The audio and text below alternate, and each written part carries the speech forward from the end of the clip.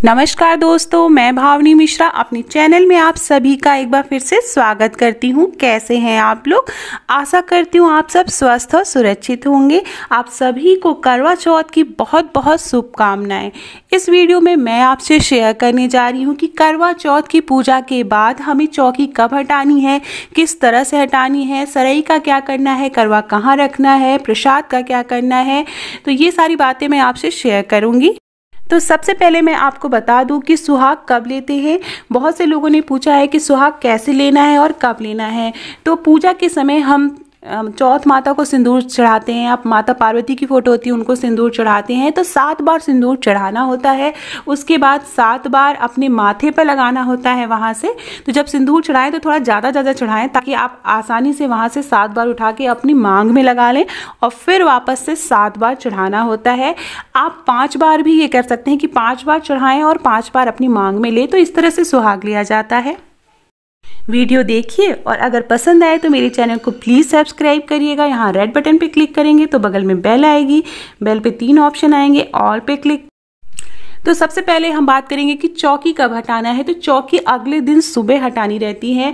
जो माँ की पूजा आपने की थी चौथ माता की, तो एक एक करके सारा सामान हटाएंगे। जैसे कि जो फल फूल आपने चढ़ा के रखा है वो प्रसाद हटाएंगे और घर के सभी सदस्यों को आप प्रसाद बांटेंगे। पहले अपने पति को खिलाएंगे, उसके बाद बच्चों को, बड़े बुजुर्गों को। और जो कलश के ऊपर जो चावल रखा था, इस चावल को आप सारे तीनों कलश के ऊपर चावल रखा था तो उसको हम एक जगह इकट्ठा कर लेंगे और उसे आप चिड़ियों को डाल सकते हैं या फिर जो पंडित जी को दान देते हैं उसमें आप इसको रख सकते हैं। नारियल भी आप पंडित जी को दान दे दें। बहुत से लोग नारियल को तोड़ के खाते भी हैं प्रसाद के रूप में। तो दोनों ऑप्शन है, आप प्रसाद के रूप में खा भी सकते हैं या पंडित जी को आप दान दे सकते हैं। उसके बाद जब भी आप चौकी हटाएं तो आप उसमें जो भी आपने श्रृंगार का सामान रखा है उसमें से श्रृंगार का सामान प्रसाद के रूप में ज़रूर लें। जैसे कि बिंदी आपने चढ़ाई है तो बिंदी के पत्ते में से एक बिंदी आप ज़रूर माथे पे लगा लें। आपने चूड़ी चढ़ाई है तो आप 2-2 चूड़ियाँ अपने हाथों में ज़रूर पहन लें प्रसाद के रूप में। और जो भी श्रृंगार का सामान आपने चढ़ाया है उसमें से आप प्रसाद के रूप में आप अपने पास भी जैसे सिंदूर है वो रख सकते हैं। और बाकी जो सामान है वो किसी सुहागिन महिला को आप दे सकते हैं आप चाहें तो। और जो ये सरई है, देखिए इस तरह की सरई होती है, तो बहुत जगह नहीं भी मिल पाती है तो कोई बात नहीं। तो सरई को भी आप किसी साफ़ सुथरी जगह रखनी है। अब ये जो करवे में प्रसाद है उसे आपको खाना है। तो सबसे पहले आप अपने पति को खिलाएंगे प्रसाद और फिर आपको खुद खाना है। तो ये काम अगले दिन सुबह करना है। अगले दिन सुबह इस प्रसाद को खाया जाता है। करवे के अंदर जो भी आपने पूड़ी, पुआ, ठुकवा ये सब रखा है उसको भी निकाल के अलग रख देंगे और ये प्रसाद आप खुद ग्रहण करेंगे। उसके बाद ये जो कलश में जल है, एक करवे में जो कलश था वो तो आपने चंद्र भगवान को अर्घ दे दिया होगा, लेकिन ये दूसरा कलश जो कलश स्थापना की थी तो उस कलश को हम तुलसी के पौधे में डाल देंगे या किसी पौधे या क्यारी में साफ सुथरी जगह डाल देंगे। ये जो पान का पत्ता है इसे आप पंडित जी को दान दे सकते हैं या इसको आप विसर्जित कर सकते हैं। तो जो फूल माला आपने चढ़ाई हुई है वो सबको भी एक जगह इकट्ठा कर लेंगे और आप उसको विसर्जित कर देंगे। तो बहुत से लोग गंगा जी या किसी नदी में प्रवाहित कर देते हैं, लेकिन गंगा जी और नदी को साफ सुथरा रखना है तो आप किसी भी साफ सुथरी जगह जहाँ पर फूल पौधे लगे हों वहाँ पे एक छोटा गड्ढा खोद के आप फूल माला को आप वहाँ पे रख सकते हैं। जो भी आपने कपड़ा चढ़ाया है या साड़ी चढ़ाया है वो आप किसी सुहागिन महिला को आप दान दे सकते हैं। जैसे कि लाल रंग का अगर वस्त्र चढ़ाया है तो वो आप पंडित जी को दान दे दीजिए। तो ये जो फूल माला है वो सब हटा लेंगे, इसको भी एक जगह इकट्ठा कर लेंगे, इसको हम विसर्जित करेंगे। जैसा कि मैंने बताया कि कहीं साफ सुथरी जगह, आप फ्लैट में रहते हैं तो नीचे गार्डन में आकर कहीं साफ सुथरी जगह आप छोटा सा गड्ढा करके वहाँ पे फूल माला को आप विसर्जित कर सकते हैं। जो चौथ माता की फ़ोटो है, बहुत से लोगों ने पूछा है कि क्या हर बार इसी फ़ोटो को हम पूजा कर सकते हैं। तो हाँ ज़रूर, इसको संभाल के रख दीजिए और आप अगले साल इसी फ़ोटो से पूजा कर सकते हैं। अब ये जो लाल रंग का कपड़ा बिछाया था आप इसको रख सकते हैं। आपको जब भी साफ करके आप इसको धो के अच्छे से रख लीजिए और जब भी आप पूजा की ज़रूरत पड़े आप वहाँ पे उसको फिर से बिछा सकते हैं या आप इसको दान भी दे सकते हैं।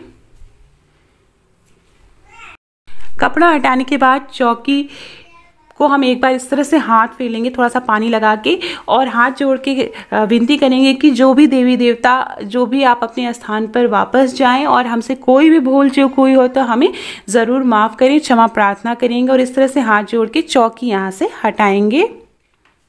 तो बहुत से लोगों ने पूछा था कि सरई का क्या करेंगे। तो सरई को आप इस तरह से कहीं गार्डन में साफ सुथरी जगह रख देंगे, कुशा होती है तो वो मिट्टी में विलीन हो जाएगी। उसी तरह जो फूल माला है, पान का पत्ता है, आप उसको एक छोटा सा गड्ढा करके अपने गार्डन में आप वहाँ पर इसको विसर्जित कर सकते हैं।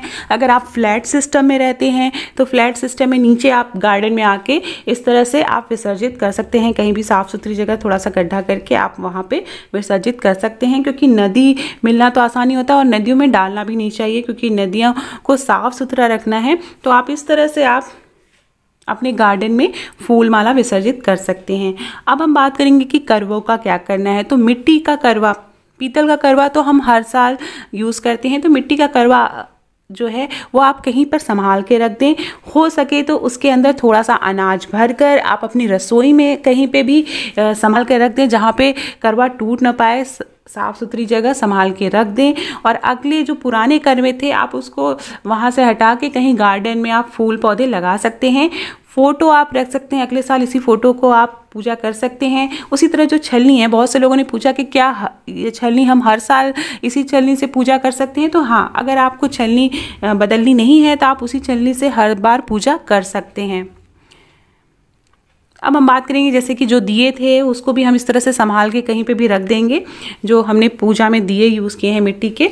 अब मैं बात करूँगी कि जब भी कोई पूजा होती है तो पंडित जी या किसी ज़रूरतमंद को हम सीधा निकालते हैं। नॉर्मली पंडित जी को निकाला जाता है। तो एक दिन का खाना तो आप चाहे तो खाना खिला सकते हैं, नहीं तो इस तरह से एक दिन का खाना आटा दाल चावल निकाल के हम सीधा में रखेंगे। उसी तरह जो भी प्रसाद आपने भोग में रखा है आप वो रखेंगे। जैसे चावल था तो चावल आप दान दे दीजिए, किसी ज़रूरतमंद को भी दे सकते हैं।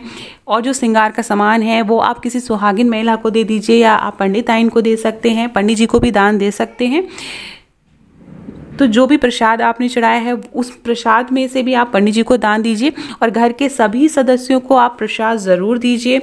और एक बात मैं हमेशा कहती हूँ, पूजा के बाद बड़ों का आशीर्वाद ज़रूर लीजिए, क्योंकि बड़ों का आशीर्वाद बहुत मन से लगता है। तो जो भी फल फूल आपने चढ़ाया है वो भी आप थोड़ा थोड़ा ज़रूर दान करिए। और बहुत सी जगह धोबी को पूरा खाना दिया जाता है तो आप वो भी कर सकते हैं, लेकिन ये पॉसिबल नहीं है हर जगह कहीं पे भी मिलना, तो आप पंडित जी को दान कर सकते हैं।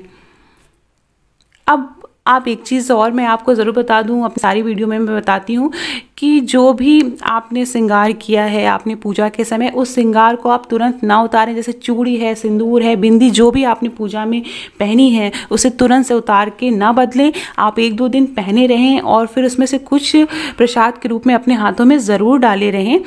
और जो भी आपने पूजा की है मन से करें। तो इस तरह से हम चौकी का सामान हटाएंगे और आपके कुछ सवालों के आपको जवाब भी मिल गए होंगे। बाकी कुछ जो आपके क्वेश्चंस रह गए हैं उसके लिए मैं कल वीडियो अपलोड करेंगे, तो आप वहां से देख सकते हैं। वीडियो पसंद आया हो तो मेरे चैनल को सब्सक्राइब करिए, दोस्तों के बीच